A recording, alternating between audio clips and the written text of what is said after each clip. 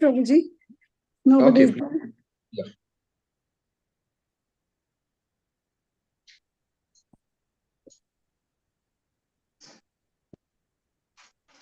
Very good. Chapter 8, the Avtaras. Lord Chaitanya continued explaining to Sanatan Goswami about the Lord Krishna's avatars or incarnations, which are his expansions who come to this material creation. To the material creation. The word avatar means one who descends from the spiritual sky. In the spiritual sky, there are innumerable Vaikuntha planets. And from these planets, the expansions of the Supreme Personality of Godhead come into this universe. The first descent of the Supreme Personality. Can you just stop for a minute? So sometimes there is a confusion about expansions and avatars. So all avatars are expansions.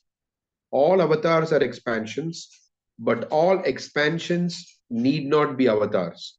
Expansions become avatars when they descend to this material world. So that is something which we need to differentiate between an expansion and avatar. Of course, sometimes you have Shakti Avesh avatar, which is different from an expansion. It is a jiva who has been empowered with a specific potency of the Lord. And they're still called avatar because they descend from the spiritual world into the material world, like that. But whether it is an expansion of the Lord or a jiva who has been empowered by the Lord, they descend from the spiritual world. Therefore, they're called avatars.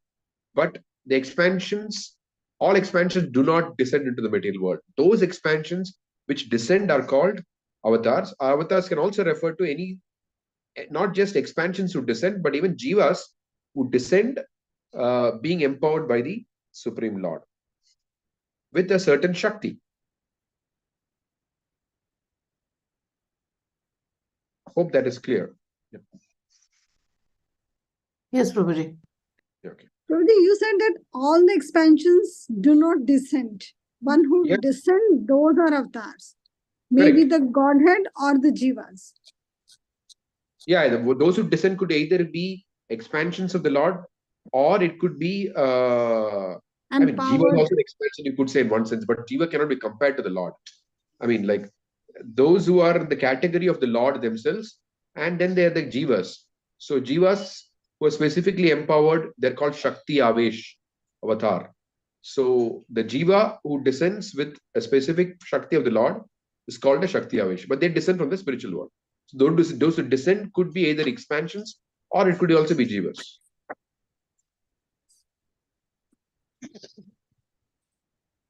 Okay. Shall I read? Yes, Mataji, please go ahead. The first descent of the Supreme Personality of Godhead from the expansions of Sankarshan is the first Purusha incarnation. It is stated in Srimad Bhagavatam 131 that when the Supreme Personality of Godhead descends as the first Purusha incarnation of the material creation, he immediately manifests 16 elementary energies known as Mahavishnu. He lies known as Mahavishnu. 16 elementary energies known as Mahavishnu. He lies within the causal ocean, and it is he who is the original incarnation in the material world. Srimad Bhagavatam 2.642 states that he is the Lord of time, nature, cause and effect, mind, ego, the 5 physical elements, the 3 modes of nature, the senses, and the universal form. He is the independent master of all moving and non-moving living beings in the material world. So I have a doubt here. Yes. It is written that he immediately manifests 16 elementary energies. So are these the 16? It is said that he's a lot of time, nature, cause and effect. If we just open the third canto of Srimad Bhagavatam, there is a complete list of, in fact, 24 elements, but here just 16 are mentioned. But then if you combine it, then it becomes 24, totally the 24 elements. Yeah, 24. Okay. Mataji, can you just scroll? The influence.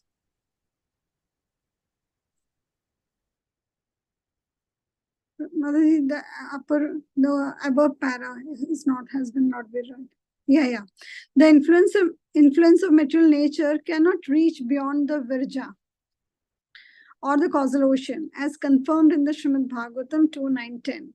Neither the modes of material nature, goodness, passion, and ignorance, nor material time has any influence on the Vaikuntha planets. On those planets, the liberated associates of Krishna live eternally, and they are worshipped by both the demigods and the demons.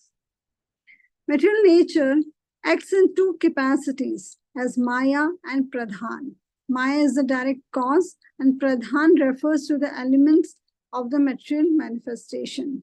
When the first Purusha avatar, Mahavishnu, glances over the material nature becomes agitated, and the Purusha avatar thus impregnates matter with the living entities. Simply by the glance of Mahavishnu, consciousness is created. And this consciousness is known as the Mahatattva. The predominating deity of the Mahatattva is Vasudev. This created consciousness is then divided into three departmental activities according to the three gunas or the modes of material nature. Consciousness in the mode of goodness is described in the 11th canto of Srimad Bhagavatam. The predominating deity of this mode is Aniruddha. Consciousness in the mode of passion produces intelligence, and the predominating deity in this case is Pradyumna. He is the master of the senses. Consciousness in the mode of ignorance causes the production of ether, the sky, and the ear. The cosmic manifestation is a combination of all these modes, and in this way, innumerable universes are created. No one can count the number of universes. These innumerable universes are produced from the pores of Mahavishnu's body. As innumerable atoms pass through the tiny holes in a screen, innumerable universes similarly emanate from the pores of Mahavishnu's body. As he breathes out, innumerable universes are produced, and as he inhales, they are annihilated. All the energies of the Mahavishnu are spiritual. They have nothing to do with the material energy. In the Brahma Samhita 5.48, it is stated that the predominating deity of each universe, Brahma, lives only during one breath of Mahavishnu. Thus, Mahavishnu is the original supersoul of all the universes and the master of all universes as well. The second Vishnu incarnation, Garbhodakshaya Vishnu, enters each and every universe and spreads perspiration from his body and lies down on that water. From his navel grows the stem of a lotus flower, and on that lotus flower, the first creature, Brahma, is born. Within the stem of that lotus flower are the 14 divisions of planetary systems, which are created by Brahma. In the form of Garbhodakshaya Vishnu, the Lord maintains each universe and tends to its needs. Although he is within each material universe, the influence of the material energy cannot touch him. When it is required, this very same Vishnu takes the form of the Lord Shiva and annihilates the cosmic creation. The three secondary incarnations, Brahma, Vishnu, and Shiva, are the predominating deities of the three modes of material nature.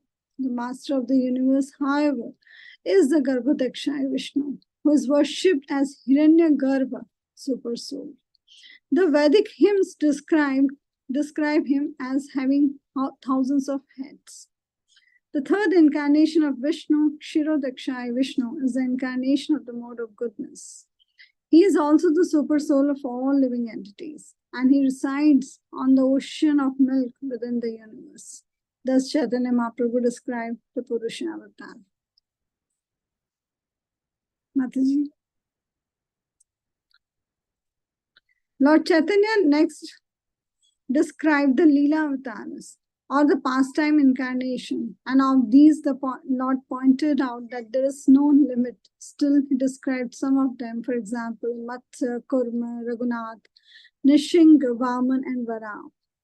As far as the Guna avatars or the qualitative incarnations of Vishnu are concerned, they are three: Brahma, Vishnu, and Shiva. Brahma is one of the living entities, but due to his devotional services, he is very powerful. This primal living entity, master of the mode of material passion, is directly empowered by Garbhodakshaya Vishnu to create innumerable living organisms. In the Brahma Samhita 5.49, Brahma is likened to a valuable jewel influenced by the rays of the sun, and the Supreme Lord Garbhodakshaya Vishnu is likened to the sun. If in some kalpa there is no suitable living entity who can act in Brahma's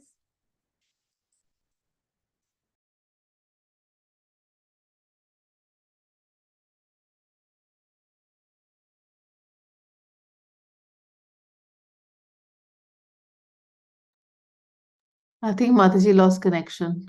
Yeah, she thinks she's lost. I'll continue reading. Yes, Mataji, please go ahead. You can Sorry, see. Okay, you're back. Okay. as far as Guna avatars are concerned, Guna avatars or qualitative incarnations of Vishnu are concerned, there are three: Brahma, Vishnu, and Shiva. Brahma is one of the living entities, but due to his devotional service, he is very powerful. This primal living entity, master of the mode of material passion, is directly empowered by the Garbhodakshaya Vishnu to create innumerable living organisms. In the Brahma Samhita 5.49, Brahma is likened to a valuable jewel influenced by the rays of the sun, and the Supreme Lord Garbhodakshaya Vishnu is likened to the sun. If in some kalpa there is no suitable living entity who can act in Brahma's capacity, Garbhodakshaya Vishnu himself becomes Brahma and acts accordingly. Similarly, by expanding himself as Lord Shiva, the Supreme Lord is engaged when there is a need to annihilate the universe. Lord Shiva, in association with Maya, has many forms, which are generally numbered at 11. Lord Shiva is not one of the living entities. He is more or less Krishna himself. The example of the milk and the yogurt is often given in this regard. Yogurt is a preparation of milk, but still yogurt cannot be used as milk.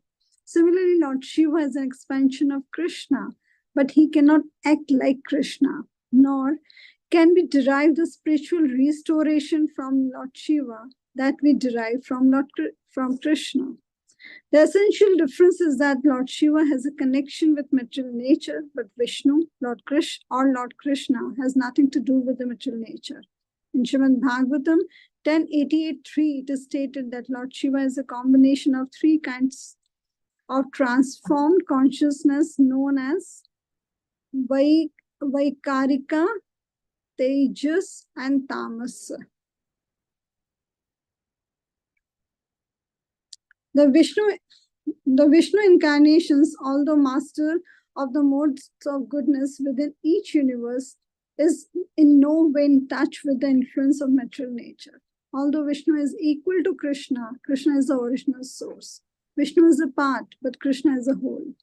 This is a verdict of the Vedic literature. The Brahma Samhita 5.46 gives example of an original candle which lights a second candle. Although the candles are of equal power, one is still accepted as the original and the other is said to be kindled from the original. The Vishnu expansion is like the second candle. He is as powerful as Krishna, but original Vishnu is Krishna. Brahma and Lord Shiva are the obedient servants of the Supreme Lord, and the Supreme Lord as Vishnu is an expansion of Krishna. After describing the Leela and Guna avatars to Sanatan Goswami, Lord Chaitanya explained the Manvantara avatars. incarnations associated with the Manus. He first stated there is no possibility of counting the Manvantara avatar. 14 Manu appears in one Kalpa or a day of Brahma. And for each Manu, there is Manvantar avatar. It is calculated that each day of Brahma lasts 43. Project, I don't know how to spell it out. 4,300,000. 4,320,000. I mean, not exactly 300, it would be 20,000. 320,000. Yeah. Earth years. And Brahma lives for 100 years on this scale. Thus, if 14 Manu appears in one day of Brahma, there are 420 Manus during 1 month of Brahma. And during 1 year of Brahma, there are 5,040 Manus. Since Brahma lives for 100 of his years, it is calculated that there are 504,000 Manus manifested during the life of one Brahma. Since there are innumerable universes, no one can imagine the totality of the Manvantara incarnations. Countless universes are produced from the exhalation of Mahavishnu, and thus no one can begin to calculate how many Manus are existing at one time. Jai. Each Manu is known by a different name. The first Manu is Swayambhu Manu.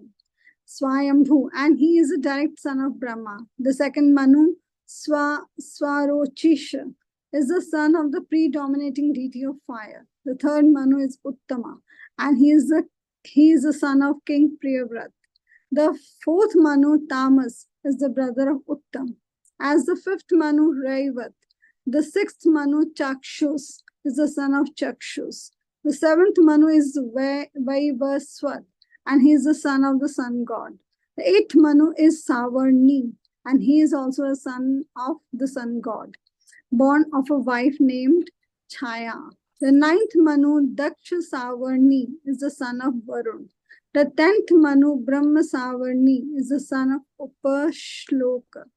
The 4 other Manus are Rudra Savarni, Dharma Savarni, Deva Savarni, and Indra Savarni. After describing the Manu incarnations, Lord Chaitanya described the Yuga avatars to the Sanatan Goswami. There are 4 yugas or millenniums, Satya, Treta, Dwapar, and Kali. And in each millennium, the Lord appears in an incarnation of a different color. In the Satya Yuga, the color of the principal incarnation is white. In the Treta Yuga, the color is red. In the Dwapar Yuga, blackish, Krishna. And in the Kali Yuga, yellow, Lord Chaitanya Mahaprabhu. This is confirmed in Srimad Bhagavatam 10.8.13 by the astrologer Garga Muni, who calculated Krishna's horoscope in the house of Nanda Maharaj. In the Satya Yuga, the process of self-realization was meditation, and this process was taught by the white incarnation of God. This incarnation gave a benediction to the sage Kardam, by which he obtained an incarnation of the personality of Godhead as his son.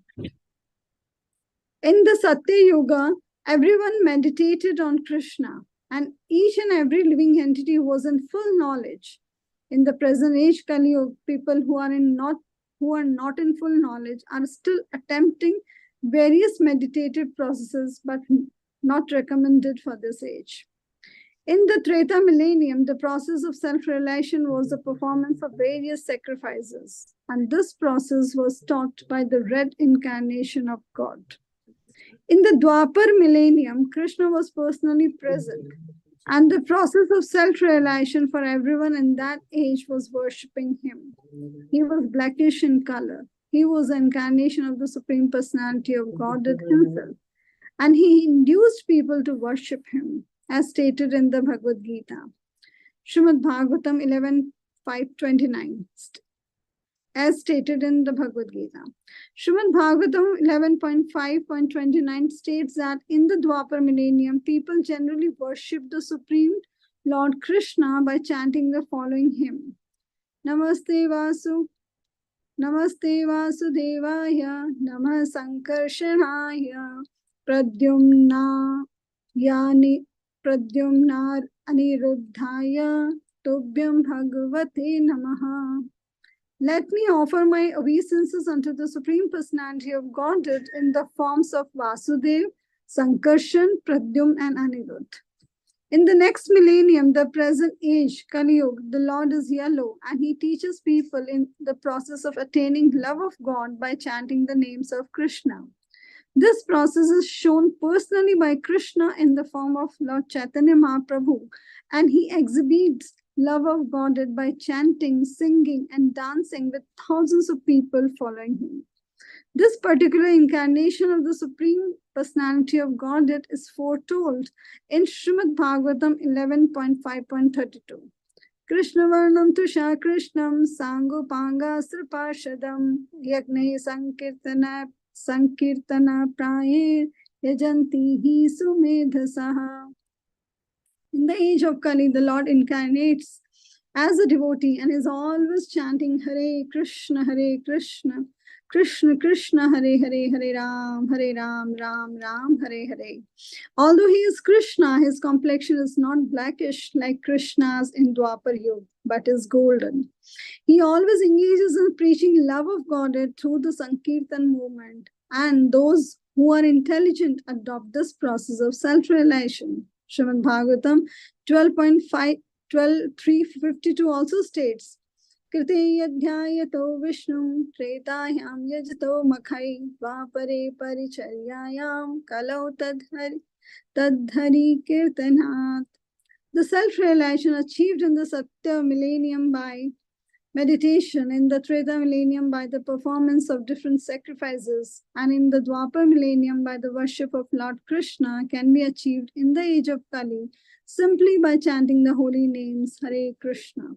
This is confirmed in the Vishnu Puran 6-17. Dhyayan krite yajan yagnes tretayam dvapare richyan Yad apnoti tad apnoti kalo sankirtaya keshavam. In this age, there is no use in meditation, performance of sacrifices, or temple worship, simply by chanting the holy name of Krishna. Hare Krishna, Krishna Krishna, Hare Hare, Hare Ram, Ram Ram, Hare Hare. One can achieve perfect self-realization. When Lord Chaitanya described the incarnations for this age of Kali, Sanatana Goswami, who had been a government minister and was perfectly capable of drawing conclusions, asked the Lord, how can one understand the advent of an incarnation? From the description of the incarnation for the Kali millennium, Sanatana Goswami could understand that Lord Chaitanya himself was the incarnation of Krishna. And he could also understand that in future many people would try to imitate Lord Chaitanya because the Lord has played as an ordinary Brahman, though his devotees accepted him as an incarnation. Since Sanatana Goswami knew that there would be many pretenders, he asked the Lord, how can one understand the symptoms of an incarnation? As one can understand the different incarnation for previous millenniums by referring to the Vedic literature, the Lord replied, one can similarly understand who is actually the incarnation of Godhead in this age of Kali. In this way, the Lord specially stressed reference to authoritative scriptures. In other words, one should not whimsically accept a person as an incarnation, but should try to understand the characteristics of an incarnation by referring to the scriptures. An incarnation of the Supreme Personality of the Supreme Lord never declares himself to be an incarnation, but his followers must ascertain who is an incarnation and who is a pretender by referring to authoritative scriptures. An intelligent person can understand the characteristics of a real incarnation by understanding two kinds of features. The principal features called the personal characteristics and the marginal features comprising his activities. The scriptures describe both kinds of features. For example, in the beginning of Srimad Bhagavatam 1:1:1, the features of an incarnation are nicely described. In that verse, the two terms Param, supreme, and the Satyam, truth, are used. Lord Chaitanya indicated that these words would reveal Krishna's principal feature. The other marginal feature are that he taught Vedic knowledge to Brahma and incarnated as the Purusha avatar to create the cosmic manifestation. These are the occasional features manifested for some special purposes. One should be able to understand and distinguish the principal and marginal features of an avatar. No one can declare himself an incarnation without referring to these two features.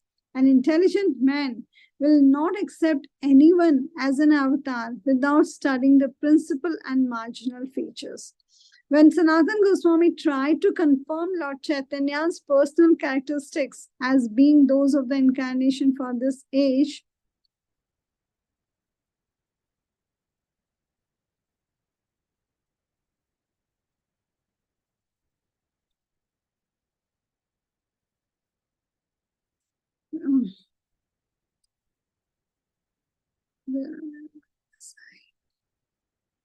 one should be able, the other marginal features,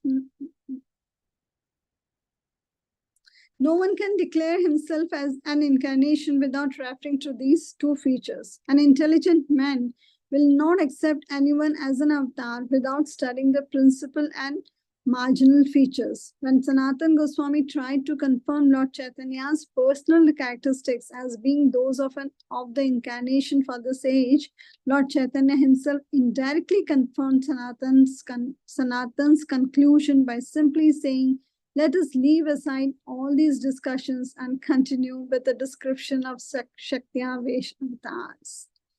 The Lord then pointed out that there is no limit to the Shaktiavesh avatars, but that some can be mentioned as examples. The Shaktiavesh incarnations are of two kinds, direct and indirect. When the Lord himself comes, he is called Shakshat or direct, Shaktiavesh avatar. And when he empowers a living entity to represent him, the living entity is called an indirect or Avesh incarnation. Examples of indirect avatars are the four Kumaras, Narad, Prithu, and Parshuram. These are actually the living entities. These are actually living entities who are given some specific power by the Supreme Personality of Godhead. When a specific opulence of the Supreme Lord is invested in specific entities, they are called Avesh avatars. The four Kumaras represent the Supreme Lord's opulence of knowledge. Narad represents devotional service to the Supreme Lord. Devotional service is also represented by Lord Chaitanya, who is considered the full representation of devotional service. In Brahma, the opulence of creative power is invested, and King Prithu is invested with the power for maintaining the living entities. Similarly, in Parshuram, the power for killing evil elements is invested. As for Vibhuti, or the special power of the Supreme Personality of Godhead, in the 10th chapter of the Bhagavad Gita, Lord Chaitanya says that a living entity who is specially powerful or beautiful should be known to be specially favored by the Supreme Lord. Mother, little up.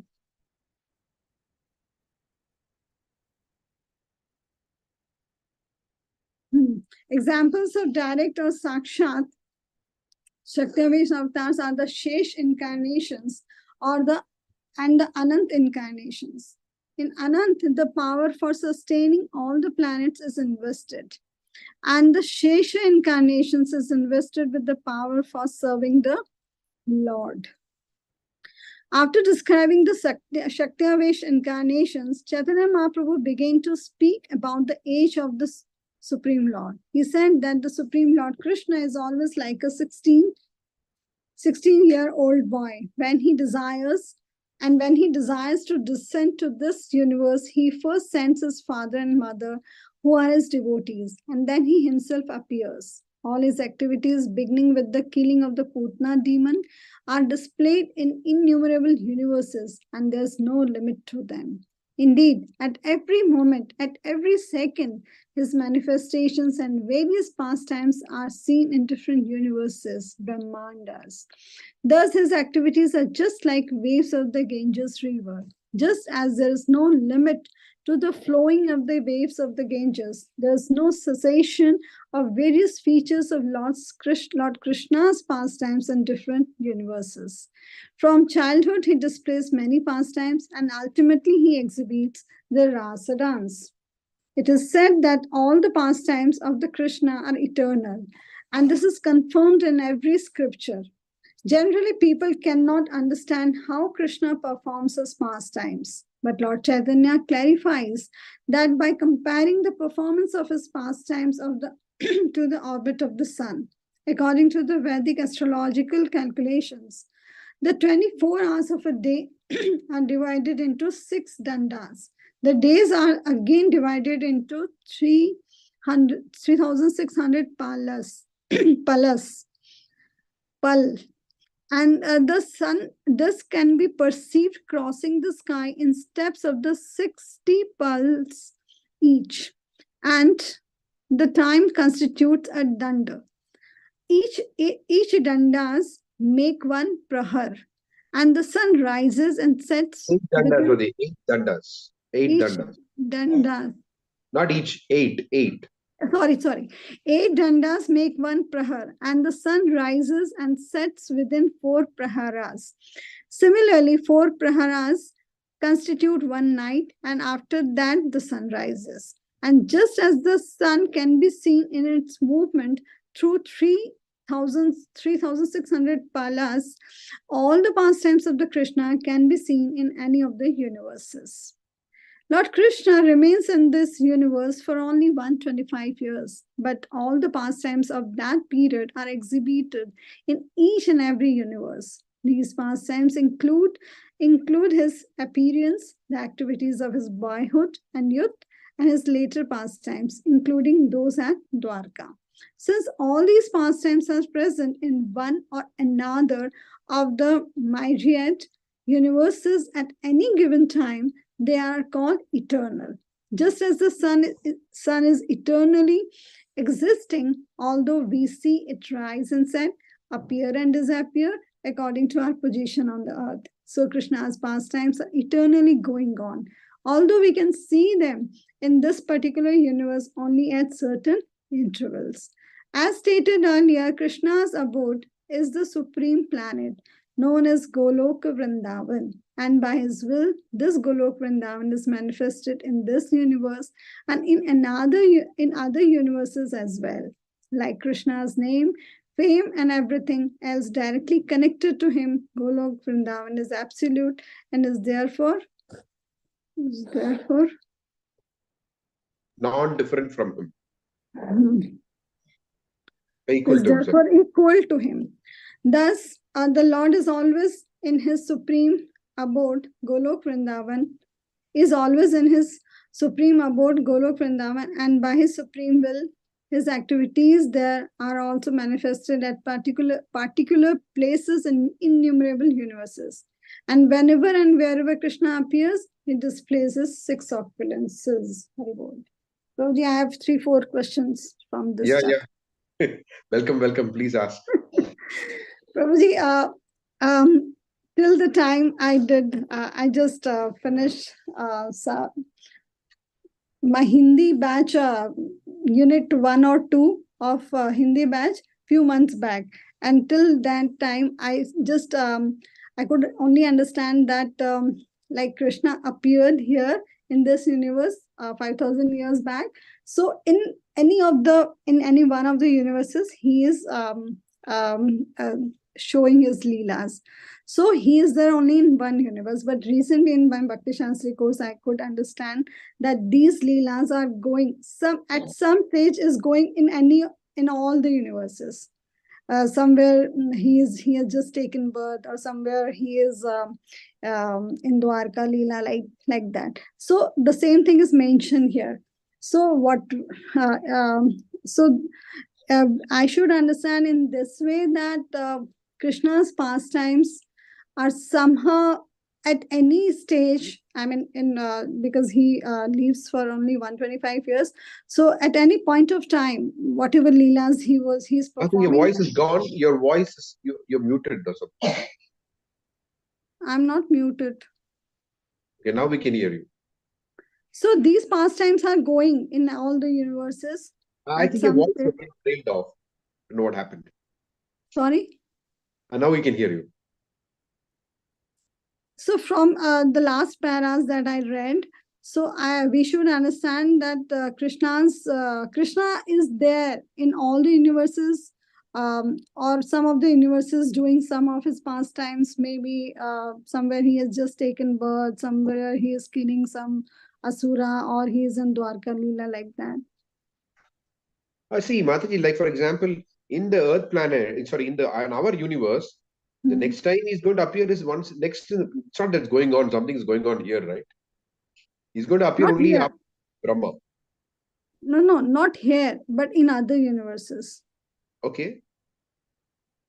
So but some universes will not have Krishna, right? What should I understand from the last two paragraphs, that the sun's example is given and the waves example is given? See, the idea is that there's nothing called rising and setting of the sun. Sun is eternally present. So Krishna is eternally present. So in our universe, the sun has risen and set. That's all. Like that. The meaning.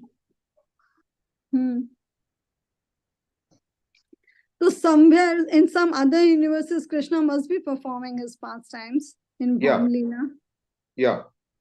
So only in one universe, one of the universes, he is showing his pastimes, or in many of the universes he is showing?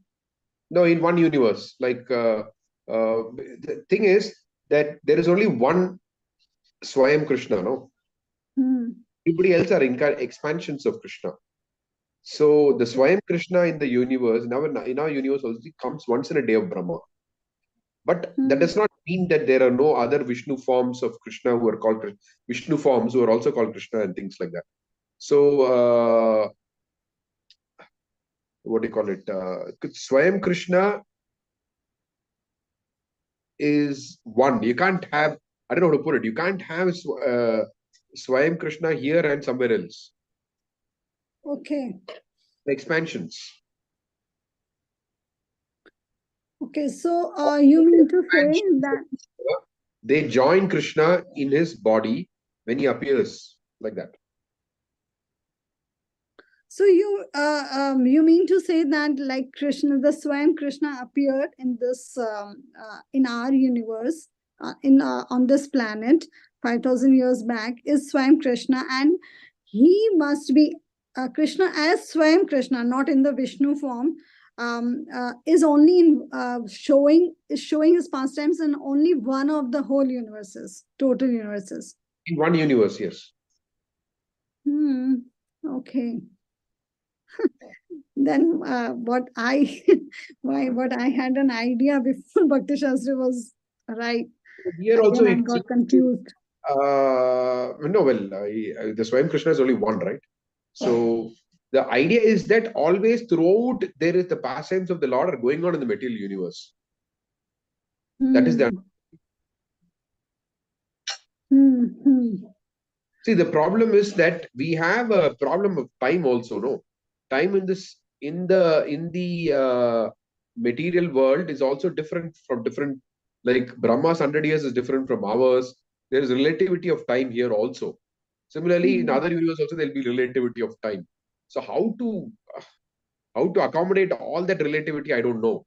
But see, the principle is that Krishna's pastimes are eternally going on. So at any given moment in time, right now, the pastimes of Krishna's childhood is going on like that. It's just, I don't know how to comprehend it within my mind. So a Bhaum Leela means that Swayam Krishna is playing the pastime in one of the universes. This is Bhaum Leela, right? Swayam Krishna comes, then Chaitanya Mahaprabhu comes after that. Okay, so in any of the universes, if Krishna, Swayam Krishna is playing his pastimes, then Chaitanya Mahaprabhu will come after that? Yes, Okay.